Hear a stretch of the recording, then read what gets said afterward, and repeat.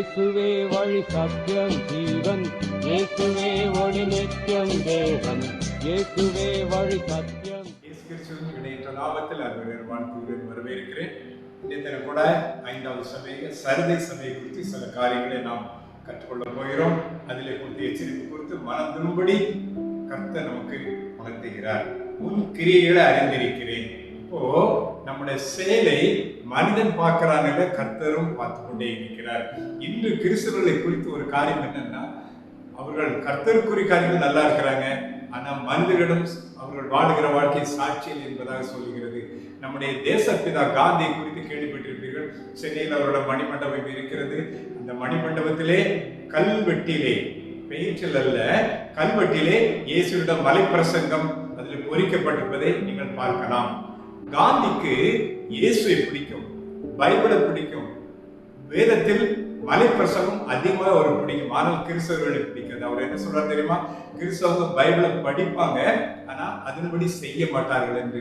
அப்போ காந்தி ரட்சிக்கப்படுவதற்கு அதுக்கு தடையாக இருந்தது யாரு? இடர்களாக இருந்தது யாரு? தெய்வ பிள்ளைகள், சாட்சியற்ற தெய்வ பிள்ளைகள். நம் கர்த்தர் எதை எதிர்பார்க்கிறார்? ஆவியின் கனிகள் நம்மிடத்தில் வேண்டும் என்று கர்த்தர் எதிர்பார்க்கிறார். அப்போ உன் கிரியைகளை அறிந்திருக்கிறேன். உயிர் உள்ளவன் என்று பெயர் உயிர் உள்ளதா இருக்குது, ஆனால் நம்முடைய செயல் மரித்தவர்களாக இருக்கிறது. இன்று நம்ம கிறிஸ்தவர்கள் அநேகர் அப்படித்தான் இருக்கிறோம். பின்பு பார்க்கிற விழித்துக் கொண்டு, அப்போ விழிப்பதற்கு ஒரு சான்ஸ் கொடுக்கிறார். நாம் மரித்த நிலையில இருந்தாலும் விழிப்பதற்கு ஒரு சான்ஸ் கொடுக்கிறார். அப்ப இன்னும் உயிர் போகல, உயிர் போற ஒரு கண்டிஷன், சீரியஸ்னஸ்ல இருக்கலாம், அல்லது தூக்கத்துல இருக்கிறான்.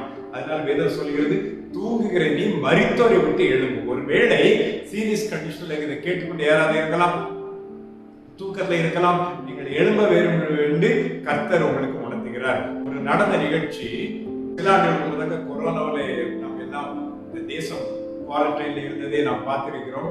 அந்த வேளையிலே குறிப்பிட்ட ஒரு பட்டணத்திலே அதிகமான பிணங்கள் எரிப்பதற்காக அந்த பிண அறிவித்தல் வந்தது. அவைகள் வரிசையாக ஸ்ட்ரெச்சர்லே அவைகள் கிடத்தி வைக்கப்பட்டு அந்த மின் மயானத்துக்குள்ள அனுப்பப்படுவதற்கு இருந்தது. அந்த வேளையிலே அதில் பணியாட்கள் வீட்டுக்கு போவதற்கோ ரெஸ்ட் எடுப்பதற்கோ கூட டைம் இல்லை. ஏன்னா தொடர்ந்து பணங்கள் வந்து கொண்டிருந்தன. அதிலே ஒருவர் என்ன பண்ணாரா, அவங்க ஷிஃப்ட் மாறுறதுனால நான் வீட்டுக்கு போயிட்டு வர வேண்டாம்னு சொல்லி அந்த ஒரு ஸ்ட்ரெச்சர்ல படுத்து கொண்டிருந்தார்கள். அதை கவனிக்காம அவருக்கு பின்பதாக அடுத்த டியூட்டியில வந்த ஒருத்தர் என்ன பண்ணாரு, உயிரோட இருந்த அந்த பணியாளரை உள்ள ஸ்ட்ரெச்சரோடு கூட அந்த உள்ள எரிப்பதற்கு அனுப்பிவிட்டார். அவர் உயிரோடு மறித்து விட்டார். தேவ பிள்ளைகளே, நமக்கு அது எச்சரிப்பாக இருக்கிறது. நாம கூட தூங்கிக் கொண்டிருந்தால் மறிக்கிற நிலைமையிலே வந்து விடுவோம். கர்த்தர் விழித்துக் கொண்டு சாகரதுக்கு எதிராக ஸ்திரப்படுத்து என்று சொல்கிறாய். அப்போ தங்கள் வஸ்திரங்களை அசுசிப்படுத்தாத சிலர் உண்டு என்று வேதம் சொல்லுகிறது. அசுசி என்றால் அழுக்கு அல்லது கரை என்று நாம் எடுத்துக்கொள்ளலாம். ரட்சிக்கப்படுவதற்கு முன்பதாக நாம் நிர்வாணிகள் என்று வேதத்தின் அடிப்படையிலே பார்க்கிறோம். நிர்வாணிகள் என்றால் ரட்சிக்கப்படாதவர்கள். அதனாலதான் வேதம் சொல்லுகிறது, அவர் ரட்சிப்பின் வஸ்திரத்தை நமக்கு கொடுத்தார். ஆதாம் ஏவாள் நிர்வாணிகளாக இருந்ததுனாலே அவர்களுக்கு தோலினால் ஒரு ஆடையை போர்த்தினார். அதுதான் ரட்சிப்பு. அந்த ரட்சிப்பை சிலர் அழுக்காக்கி விட்டு இருக்கிறார்கள், சிலர் கரைப்படுத்தி இருக்கிறார்கள்.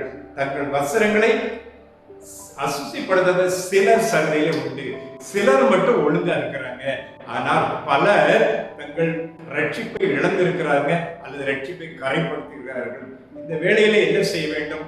நம்முடைய தூக்க நிலைமை அல்லது சீரியஸ் கண்டிஷனை, மரணத்துக்கு எதுவாக இருக்கிறதை விட்டு மனம் திரும்பி மரித்தவர்களை விட்டு அல்லது எழும்ப வேண்டும் என்று கர்த்தர் விரும்புகிறார். மரித்தவர் என்ற பாவத்திலே கிடக்கிறவர்கள் மரித்தவர்கள், ஆவியிலே மரித்திருக்கிறது.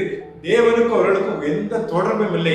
அப்படிப்பட்ட துன்மார்க்க ஜனங்களை விட்டு நாம் விலகி போய் பரிசுத்தவான்களோடு ஐக்கியப்பட வேண்டும். நம்முடைய ரட்சிப்பை புதுப்பித்துக் கொள்ள வேண்டும். நம்முடைய ஆடைகளை வாஷிங் மிஷின்ல போட்டு வாஷ் பண்ற மாதிரி நம்ம ரட்சிப்பை அசுசிப்பட்டதை மாற்றிவிட்டு வெண்வஸ்திரங்களை தரித்துக் கொள்ள. வெண்வஸ்திரம் என்பது புனிதத்தை குறிக்கிறது.